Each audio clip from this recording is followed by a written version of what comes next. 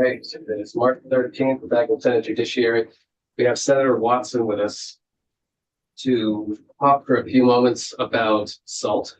And it says 29, there's also a liability section in that bill, which is in our jurisdiction. So we'll just be talking about, at least in our committee, we'll be talking about liability, but it would be great to get a general overview from Senator Watson as to why these things are connected and what we're doing with it. Yeah, sure. Great.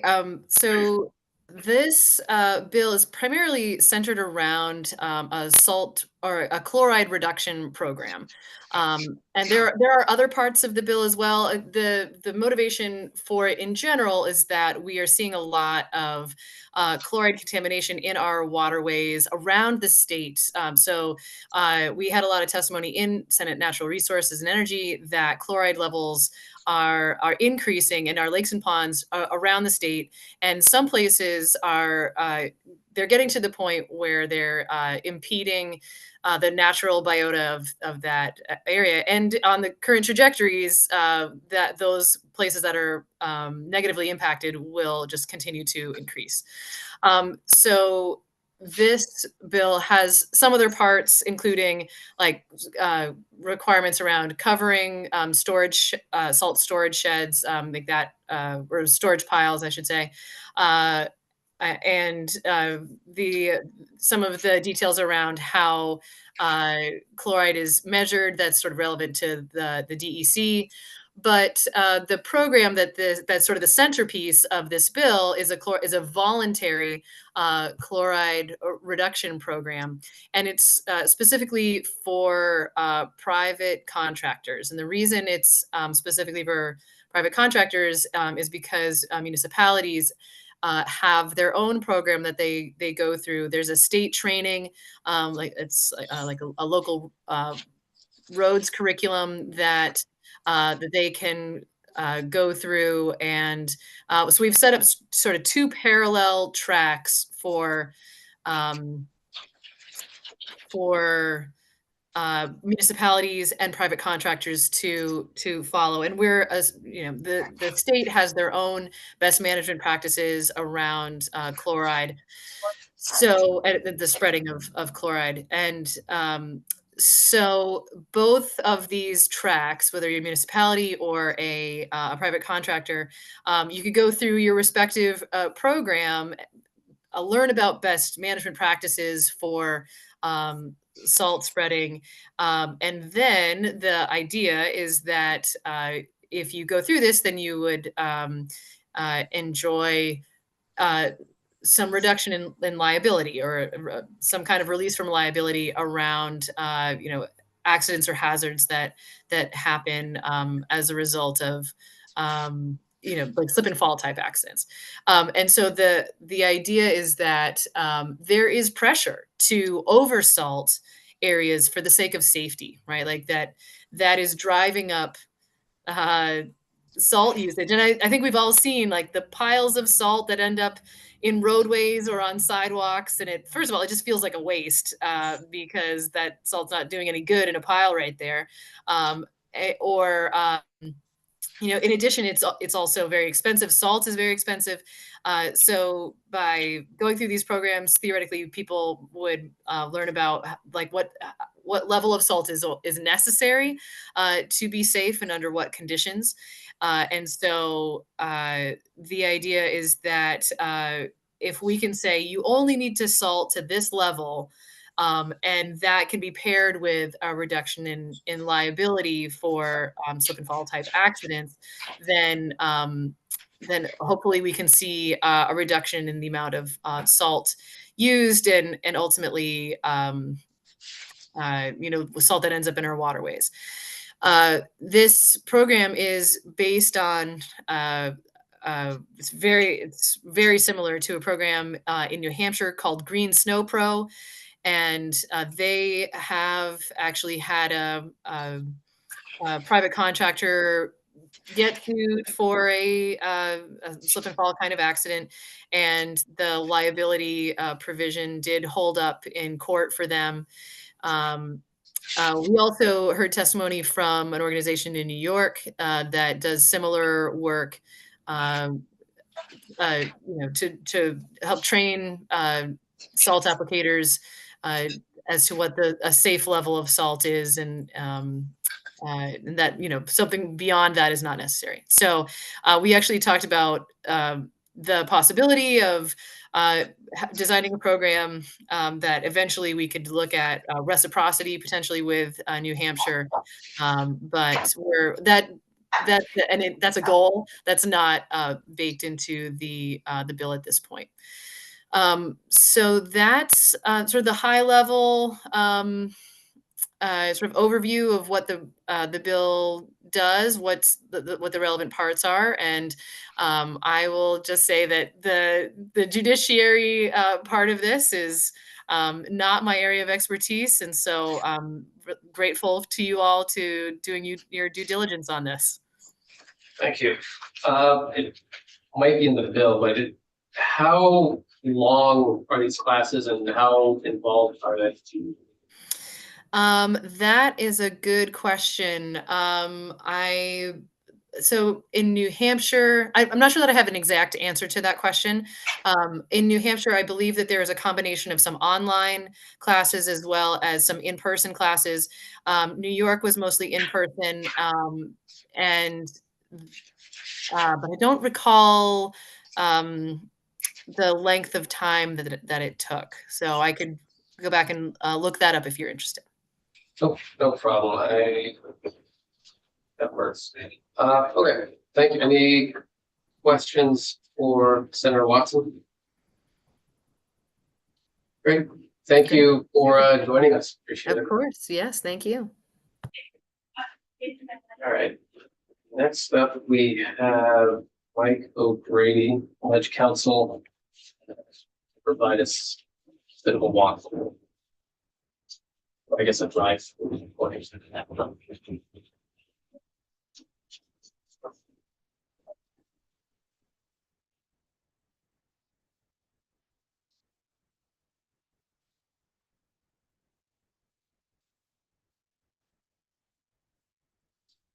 Morning, this is Mike O'Grady, the legislative counsel. Hopefully you have in front of you or on your screens draft number 4.4, the March 12th meeting and a 1236 timestamp. Yeah. So Senator Watson referenced, this is a program based on other programs in other states, specifically New Hampshire. It creates a training program for commercial salt applicators to learn best management practices for application of salt and salt alternatives so that it's effectively and efficiently used without posing public safety or environmental risk. If the commercial salt applicator completes the certification, which currently would be every other year, to answer the question, I think New Hampshire Green Snow Pro was 13 hours, but I have to confirm that. If you complete the training and there is an alleged harm caused by your lack of salt application or your salt application, salt alternative use, etc., you can assert that you are complying with the BMPs and you would be relieved from liability unless it's determined that you were grossly negligent. So Watson did reference that there was a case in New Hampshire. It was very fact dependent. It was very fact dependent on when the applicator was there, what they did, how they did it, the records that they kept, etc. And it showed that they did what they had to do, show that the person that brought the claim actually wasn't harmed from the pavement, but from stepping from a snow-covered island to the pavement. And so the liability protection operated as intended in that case. Obviously, every time you say that somebody's not liable, the trial attorneys are going to come here and tell you that you're taking away someone's right or an option that they have to seek a remedy. They could still seek a remedy. They're just going to have to show the person was grossly negligent. They're just changing the standard for those that are commercially certified. But if the person was negligent as opposed to grossly negligent, they're still immune. They're still immune. If they were following the BMPs and they can demonstrate that they were following the BMPs, yes. And the BMPs, where are those described in this? They're going to have to be established. You'll see on page 2, line 11, the Secretary of Natural Resources, after consultation with the Secretary of Transportation, establishes the reduction program, education, training, and certification, including requirements for master certificates, master applicators. The program shall include best management practices for application of salt or salt alternatives by commercial salt applicators. But the program shall specifically exclude salt application related to applications of construction projects. You will see on page 3, line 1 through 2, that the program may be based on current BMPs that AOT has. And they shall establish the different techniques, efficiency, and use, establish standards for when and how the solid alternatives are applied, including ways that are cost effective and less harmful to water quality, water maintaining public safety, whether and how to implement equipment to calibrate, monitor, or meter, establish record keeping requirements, create and circulate a model form, etc. It's basically creating a program with best management practices for effective, efficient use of salt that is protective of public safety and also reduces water quality impacts. It is also a voluntary program. You don't need to do it if you don't want to do it. So commercial applicator thinks it might increase their expense or reduce their flexibility if they didn't change it. This might actually be a question for Senator Watson, but it is about the voluntariness and why the decision was made to go, I'm putting my government ops hat on a little bit, why the decision was made to choose a voluntary pathway rather than requiring certification. I think because there's a broad array of persons that engage in salt application for compensation, from the person that just has 1 or 2 trucks to those companies that have a fleet of trucks and have equipment that monitors what they apply, when they apply. When you heard testimony from New Hampshire about how some of the companies there have GPS systems that know when they enter a property and when they leave a property, how long they're on the property, and it's all recorded for purposes of A, servicing their contracts, and B, to acquire some of the.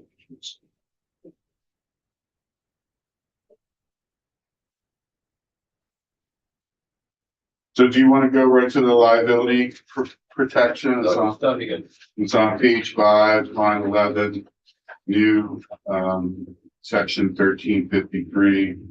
Except as provided in subdivision 2, which will be the grossly negligent, a certified commercial salt applicator or an owner, occupant, or lessee of real property maintained by a certified commercial salt applicator shall not be liable for damages arising from hazards on real property owned, occupied, maintained, or operated by that person when the hazards are caused solely by snow or ice. Solely by snow or ice. This morning I was in Senate Transportation and they said that somehow this is going to allow commercial salt applicators to run over babies and be somehow not liable for that. the hazard has to be caused solely by snow or ice. And any failure or delay in removing or mitigating the hazards is the result of the certified commercial solid applicators implementation of the best management practices established under this title. And the protection from liability shall not apply when the damages are due to gross negligence or reckless disregard of the hazard. I guess I'm, as not an attorney, looking for a bit of a definition or understanding of what is the difference between gross negligence and reckless disregard and negligence. I can bring to you that standard that as defined by the Vermont Supreme Court. But generally, negligence is you have a duty and you fail to maintain that duty, and because of that, damages are caused. Duty, causation, damages. Gross negligence, you willfully and sometimes just recklessly did not comply with your duty.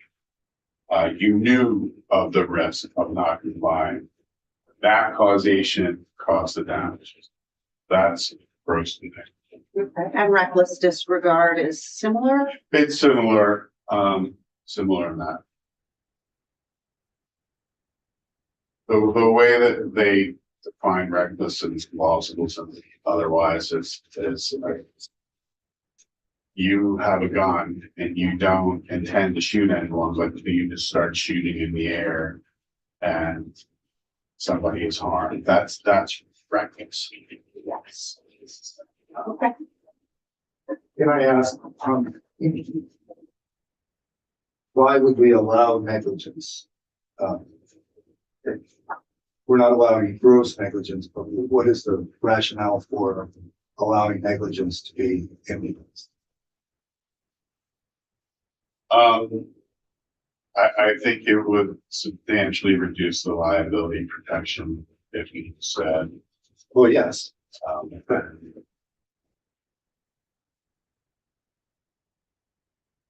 we'll have trial attorneys basically still making the claim. It will undermine the effectiveness of the Well, no, I agree. And if we immunize gross negligence, we would have even fewer lawsuits. We'd have even stronger protection. But a decision was made to draw the line at gross negligence. I'm just wondering why. So we're saying that somebody can be negligent and not perform their duty as they should. And somebody gets hurt, but they can't be sued. And I'm just wondering what I take your point that it will reduce the number of lawsuits, but just wondering about the logic. So look at page 5, line 19 to 20, which is the condition for the liability protection. The failure or delay in removing or mitigating the hazards is a result of a certified commercial solid applicator's implementation of the best management practices. So I could see someone alleging that the failure or delay wasn't necessarily because of the best management practices, because the person stopped to get a coffee and was took too much time, and consequently the snow and ice built up, and therefore that was the cause of the damage, and that they were negligent in their duty. But that would, then they wouldn't be immunized because they wouldn't be according to that. Right, but that's a lower standard, right? That's not gross negligence, stopping to get a coffee, taking an extra 10 minutes to get to the site in order to. I understand that, but I guess what I'm saying is they wouldn't be immunized in the example that you gave because they wouldn't be in compliance with best practice. Well, so I don't know. I'd say that when they got to the site, they were totally compliant with best management practices. And the argument is that because they took that extra 10 minutes, they were disregarding their duty to get there as soon as possible to treat, and consequently they applied according to best management practices, but the person was still pumped because if they had gotten there 10 minutes earlier, the person, the salt would have been applied and the person would have been pumped. Yeah. Okay. And I can see that it's a judgment call, how to make an effective program, how to make sure that people are complying. In a way, it's like the right to farm. It is very similar. So, we went with right to farm because they have to be in accord with the best practices. Same thing here. I was just wondering what if somebody's outside of best practices, what was the thinking about negligence versus gross negligence? Anyway, seems like what you're saying is it could be a very tiny amount of negligence, but it could, what would be the maximum negligence that wouldn't be gross? I have the brief with the standard. Okay. Negligence. All right. They can. Okay. I think one differentiation is that the rules and regs for going to the right to farm comparison, the rules and regs there have been established. Whereas I don't see that it seems that the best management practices are yet to be established. That's correct. So I think that's an important differentiation.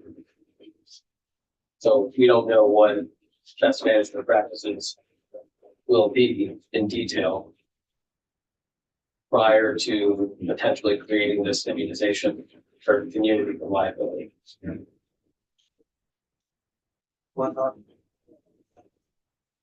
I thought there wasn't like an outline of best management practices. So AOT has BMPs for its workforce and they train municipal employees, the local roads program. They're going to use those BMPs to train municipal employees.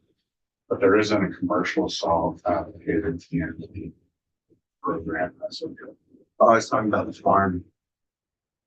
Wasn't it, we didn't have best management practices, or which part of the farm or generally accepted practice? Yeah, so you're right, you're right, the farming uses the term best management practices, but not in the same way here.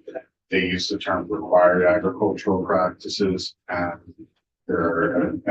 in right to farm, it's generally accepted farming practices, which is defined to mean the required agricultural practices comply with the pesticide use, and then basically you're in conformity with the generally accepted farming techniques and that area.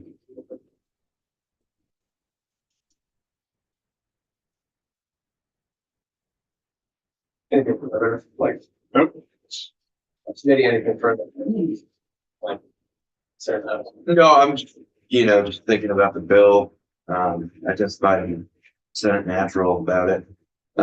As somebody who does salt application, I don't know why I would sign up for this program if I didn't have that liability protection. And I think it adds another layer that I'm doing best management practices. I can show the owner of the property, if I'm not the owner myself, that, hey, we can reduce your salt application. We're following best management practices, therefore you should not have any more slips and falls than me just coming through, and because it's all by like experience for me. If it's colder out, if it's warmer out, if I know what the weather's gonna be, like if there's a hill, if there's anything like that, if I know tenants are older, things like that, it's all just based on experience for me right now. And I do some properties that are closer to waterways that are sometimes more challenging, so you have to apply more salt. But if there's best management practices that cover me and cover the property owner, and we're also helping with water quality across the state, that's that kind of be the big reason why you want to sign into this program, especially because it will be burdensome. Like I'll have to figure out a way how I track my salt application. Like when I turn into a property, I can figure it out with my sander that I have, how much salt comes out at what rate. But then training the guys, you got to write down how long you actually had it on for. what numbers you were running, things like that. So it will be a little bit of a burden, but that added cost is fine with this one. They discussed that and how there's options across the spectrum from that commercial company that was sued that had the GPS and all the monitoring. It was like literally they had to press buttons, and sometimes they didn't even have to press the button because the GPS monitored where they were. So the applicators that were are keep paper records and have to calibrate their system basically. It's a little bit more, it's obviously more manpower or hours. Yeah. So if it can be done. Yeah, I can figure out how much I'm spreading per square foot based on what's sending the salt. Because at times I'll throw down more salt if just because of that slip and fall hazard. Thank you. Let's hear from, we have Jared and we also have Adam here. I think we can hear from both of them. If we got time. So, Adam, if you want to come up, and then Jared, did that work? Yes, sir. Thank you. You guys want some point? Unless you'd rather, I mean. No, how about you? I'll first. Okay, Jared. I can sort of go. Yeah. So, Mr. Chair, members of the committee, I think this might be my first time testifying in this committee. Jared Carpenter, Village Champlain Committee, worked with a number of environmental groups on water quality issues, including this one. As Senator Watson alluded to, this is a program that's in 2 different states. So it's actually in several different states. I think it started out in Wisconsin or Minnesota, at least since my village in New Hampshire and Adirondack specifically. As a program putting in best management practices, whether that is rates of application, routes and fraud, other techniques like that, reduce the amount of salt, but still maintain public safety. There's obviously a balance in that. And it's not only water quality, which was alluded to, but one of the reasons documented for the increased lead contamination in Flint, Michigan was this increased salinity in the water caused the heavy metals to corrode in the pipes and get into the drinking water systems. This has also been shown to happen in private wells. So it's a public health issue as well as the water quality issue. But it's really a matter of finding the balance in the program. And as the Senator alluded to, it's a voluntary program. And this is the big carrot. If this was a mandatory program, then you got to do it anyway, so you wouldn't have to worry about the liability. But as a voluntary program that has been very successful in New Hampshire, this is really the key to it, and it has to be a hazard. It's caused by snow and ice. It's a slip and fall. If the applicators, if he's not maintaining the truck and the brakes go out and he runs into somebody's car or runs somebody over, that's obviously not having to relate with the snow and the ice. So it's a matter of getting that application rate down in order to get that liability. And I think without gross negligence, it really sort of it undercuts the entire program. The thought was in moving this forward was that Vermont could basically lift New Hampshire's program. So New Hampshire's been doing this for 10 years and put it into Vermont. We're not going to reinvent the wheel. Just to clarify, you said without gross negligence, did you mean without negligence? Well, I think without having the gross negligence standard in liability protection, I think if you just go to negligence, I think it really undercuts the entire program because you're not going to have that kind of liability. So you're suggesting adding gross negligence into the immunity from liability? The gross negligence is currently the standard in the law. My understanding, I thought that it was you're immune from negligence, but if you commit an act of gross negligence. No, Mr. Chairman, you're completely right. Sorry. I might be misunderstanding. But. No, you're not protected with gross negligence, but you're protected from standard negligence. Yes. Okay. And to win on that, this is the New Hampshire definition.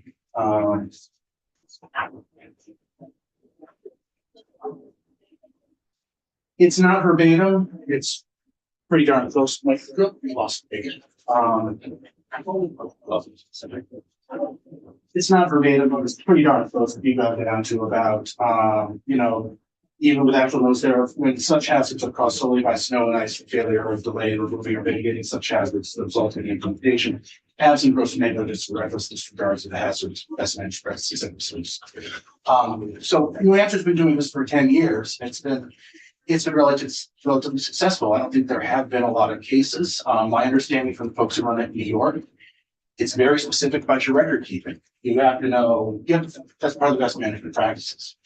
Wind change your property, how much salt are you using? What time of day were you there? What was the weather like? So you're keeping accurate records of this. Apparently, that's one of the big holes you can sort of blow through this to say, well, I'm certified, but I'm not keeping records. Well, then you don't have the protection because you're not following the program. You have to follow the program. Have the liability. That's my short little pitch. Very much what we can support the bill, whatever. So So I have a couple of questions about New Hampshire, if that's what we're basing it on. The first question is, what is the uptake in this certification in New Hampshire? As in how many people are, What percentage of this commercial salt people have taken the certification in the 10 years? I'm not entirely sure. I think it's roughly about a third, but I can look into that and check with the New Hampshire folks and go back to them. Okay, and what's been the impact in the salinity and increase in salt application? They're just starting to track that, is my understanding, but they're basically extrapolating that they're having results on reducing salinity based on the less amount of salt that is being applied down the roads and sidewalks, parking lots, and everything else. Montpelier is a classic example of the crunch when you walk around here. There's way too much salt. But I can find out this. And then my last question, you said there aren't a lot of cases that have been brought, which would make sense because we're decreasing the cases that can be brought. You have a sense of what cases would have been brought without this liability that couldn't be? The one that the New Hampshire folks have really focused on was the one that Councilor O'Grady mentioned, where the person apparently, they were on an island and they sort of slipped off and then hurt themselves. The commercial applicator was following the program, certified, was keeping all the records, and the liability, it held. I think unless you're following things very much to a T, a decent attorney can blow a hole through it, and you don't have protection. Okay, but there's no sense of like what cases this. But there's been 5 and 4 have been found guilty and 1 had, no, I don't have. Yeah, or okay. I will. anything for Great, thank you, Mr. Chair. Thank you committee for the time. Adam? Good morning, Mr. Chair, members of the committee. Adam McCracken, the McCracken Group here from my Association for Justice. I'll clear up here. This is our first appearance on this legislation respecting the chain of command. This is Judiciary Committee issues, and so we haven't been in the Environmental Committee. Are going to be bringing you caution about this legislation. I want to unpack it, starting very carefully and respecting your work and knowing you're very knowledgeable in this area. Kind of embrace that scrutiny, but using as a couple of high-level points of departure. Top of mind for us is the Home Depot parking lot, and another one when we're getting out the reasonable expectation that major corporations is taking good care. Also top of mind, no one is entitled to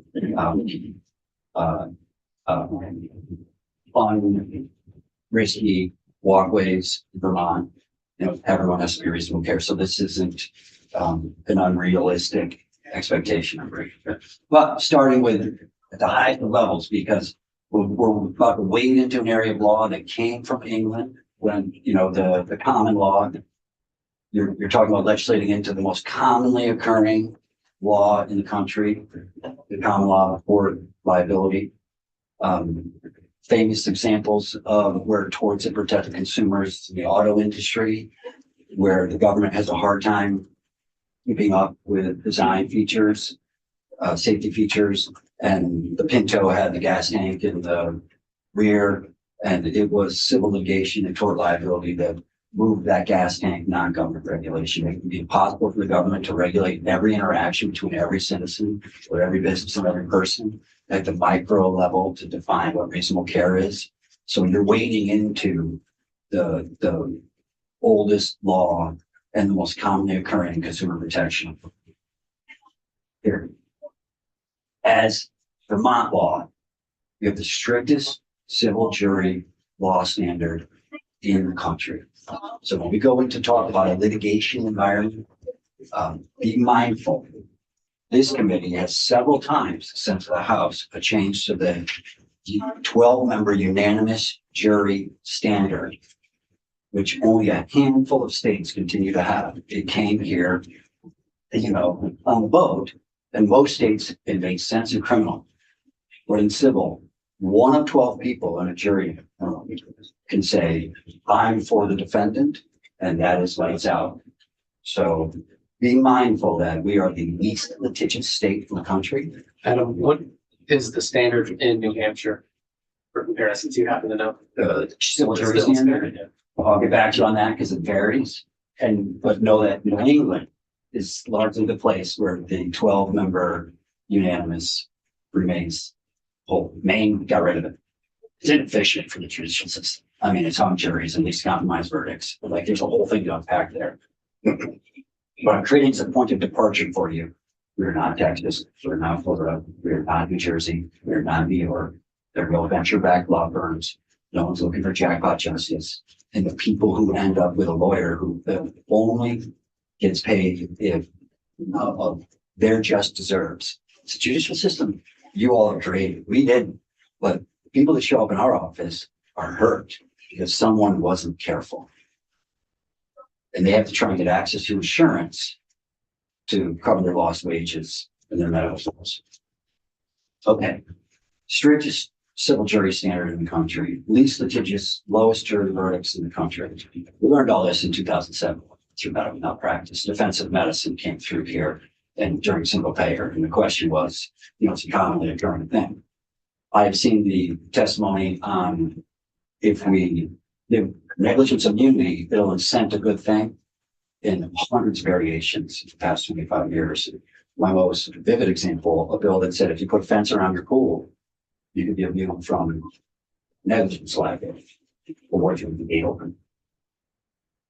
I mean, the fact patterns are meant to be before the jury because it's the anomaly, it's the oddity that leads to most of these cases. So strictest standard, least litigious. We're not seeing evidence of tons of unjust litigation in the record in the legislature at this point. Now, about best management practices becoming immunity from and as an incentive. Great. I have decades of experience working with the environmental community in that committee to do this act. If you're a logger or a farmer and you follow these standards, you have increased immunity from the Clean Water Act and environmental pollution laws. This is the first time it's waded into follow these and you get a tort immunity. Okay, now right at farm, ready for that question. How is this different? This is personal injury. The courts here immunizing in the right to farm area are nuisance and trespass. Okay, they're injurious, they're a violation, but no one's out of work because they're injured. I'll get to a fact pattern that will make this real in a moment, but setting the stage. Feel like the immunity is premature in this bill, but I had to unpack it more. Appreciate that it's attempting to be narrowly crafted. I respect the work that's behind this. These are competing goods colliding. That's classic for Judiciary Committee. But it's wading into a labyrinth. Now, look to the neighbors for a moment. As far as we can tell, all the Northeast states are onto the salt from an environmental perspective. New Hampshire's the one that has the civil immunity. So it's not that this is a question of shall we try to improve the balance of salt versus clean water with personal injury in the middle. All the states are doing that, probably. But immunizing carelessness is what this bill proposes. If you follow vague standards created by an environmental agency with nobody with even safety expertise. It is the General Assembly saying, we have looked at every possible circumstance for Home Depot and that dangerous commercial premises and decided that these vague standards are all that's required to be careful.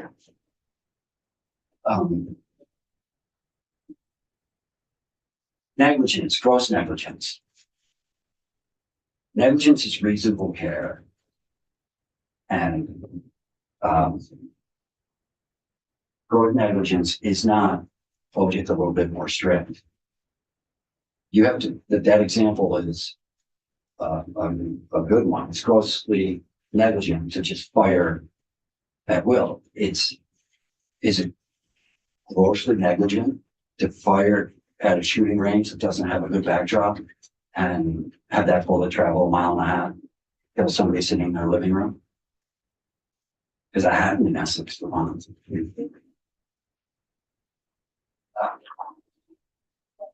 Was that gross negligence or was that negligence? I would posit that was negligence, but it is a violation of what my father found, which again, that barrel was deadly. We never discharged it without knowing exactly where that bullet was going. But I don't think it was gross negligence. So we caution against the notion, well, people still have access to gross negligence. That's not what our folks are going to bring in. As part of the New Hampshire track record, we would want to litigate that here. We have a, by-state network that is saying this is a hard startup for the immunity provisions in New Hampshire, and that people are being unjustly denied access to insurance that commercial property owners purchase for the purpose of covering the medical bills of people that are injured due to their carelessness, who will otherwise end up on Medicaid and the taxpayer covering those bills. The question when someone is hurt because of carelessness is not whether someone will pay, it's who will pay. Property and casualty insurance company or the state of Vermont. Or the person just sucks it up and is harmed. Now, reinforcing the notion, best management practices, logging, farming, they historically been immunity from environmental pollution enforcement. It is the environmental community's jurisdiction to say, we want to waive our own rights. Coming into personal injury, that's a different conversation. And I would hope that you'd be able to hear from, we have Richard Rubin, Jim Swift lined up, ready to come in, testify. They're very saltedly or grounded, Terry from Barry, real just street lawyers that have regular honors come in and they try to help put their piece together. When I put this in front of them, they hem and haw. Can we find a way to turn the affirmative defense into something? Is this standard workable? We have worked with you on equine liability. There are a number of places where if you want to codify the common law to make it clear for the provider, that's an endeavor we could try to help with. Codifying the common law, it takes a little bit of time to figure it out. For example, I'm just not sure. The hazards are caused solely by snow and ice. Well, that's the hazard that's then being attacked with a mechanized distribution system that is flying ground pellets through the air. Now, you're going to pause when you see kids get out of the car, walk into the house, something like that. You know, every worker is going to stop and be careful about the discharge of these pellets. Or if they hit somebody in the eye and their lifelong lost vision. How that leads in here, maybe these words parse that out. Maybe they don't. We're in the business of hypotheticals because when you're going to pre-legislate the elimination of carelessness as the commonly occurring, that the jury find the fact pattern and if one has to object to deny the claim. It is a big endeavor. And we like to sit around and say, what about, what if, what about, what if? Folks can tailor that. I am nervous that the hazards caused by the ice, we get that. Here's the other example. What's the time improvement? Get in there. If a woman calls her landlord and says, geez, the gutters, like, you know, we hit that spring mount, the gutters let go, all that ice went down the gutter. You guys came here last night. It didn't snow, but now I have this new patch of ice between me and my car. You know, my mother's 81. She's came. You sit and visit with her. You think she's able-bodied. You can make her the head of something. You crack. You know, that trade me when I put her in the car and transferred her to the grocery store, and it's like, oh my God, no, I really want to do that because you're not good at getting around. She wanted to turn her head one way. It's this game. She would call her landlord and say, can you clean that up? But then she's going to rush out to get to her doctor's appointment, regardless. Probably nuts. So I guess, Mr. Chair, the upshot is happy to help. We are sympathetic with eating goods. I have a career working with environmentalists to say, hey, let's waive these environmental laws. This is unprecedented and not common in the region. So, with respect, and hope to bring in some experts. Happy to take questions. You know, I'm giving you the quick version. My intention, which my colleagues caution against, is a torts class. Because this is like law school 101. And when you're going into common law and making changes, it's not whether you can be sued. It's who are you closing the courthouse door to in this case. Based on what standards. I would love to see these standards exist for a while before we immunize them. But Thank you. Committee, any questions? I have a question, but it may not be for you, Adam. It just came up during your testimony. It may actually be for you. And that is if there is any quantification of Vermont's salt load comparative to New Hampshire or New York or other New England states. Are we applying lots more salts, lots less salts, kind of similar amounts of salt? I said it came up because you sort of talked about how New England as a whole is addressing this. And so I don't know if those numbers exist anymore. And like I said, we're looking at this small world because I do these Zoom rooms with these volunteer lawyers who are like, you know, you can keep a little cadre. Vanessa Patel from your region, for example, she every 2 weeks I Zoom with her, and when we talk about the bills going through here, the caution she brought to me, this goes into municipal sovereignty, by the way. This isn't just your commercial provider. This is about town government. Is every town government applicator the same training as the state AOT? Is the question Vanessa was asking me, and she's like, you got to think about a rural small town. But for you, Mr. Chair, municipal sovereign immunity. Last seen here with qualified immunity conversation about law enforcement kind of duties. Previously in my career about the state snowplow driver, because there was a court case in Native Bay in 15, 18, 20 years ago. This committee made sure sovereign immunity covers the driver in the truck. So if you're a police officer or a snowplow driver, your employer has your back. And sovereign immunity is a wall of different special immunities. This bill just rides right into them. It doesn't even kind of arsenal. But you got governmental immunity, discretionary immunity. I don't want to go over the book, but the class on municipal sovereign immunity is weeks long. And they're already at the unions. But what's this do to all that? I don't know. But it's important because that's why I get a lot from these practitioners is municipal sovereign immunity. That is elaborate. Thank you. Committee, any questions or comments?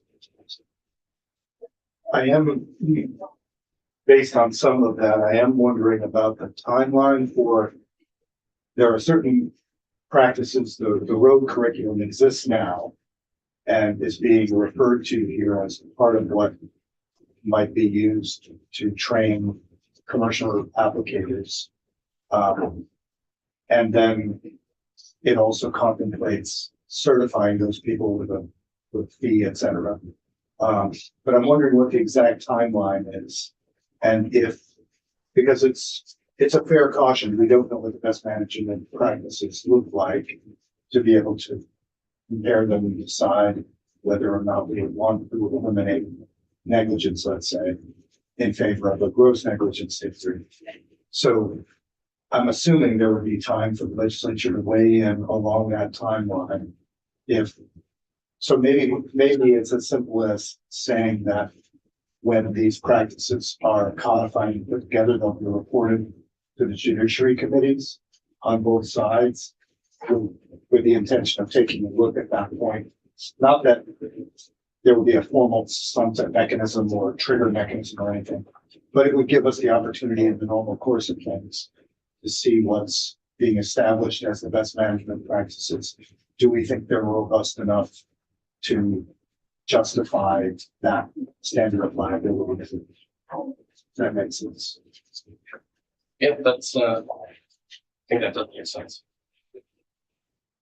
I think there's a lot to think about based on everything that's heard, both sides of the conversation with this.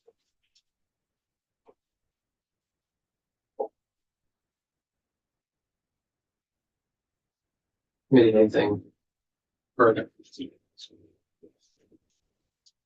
All right.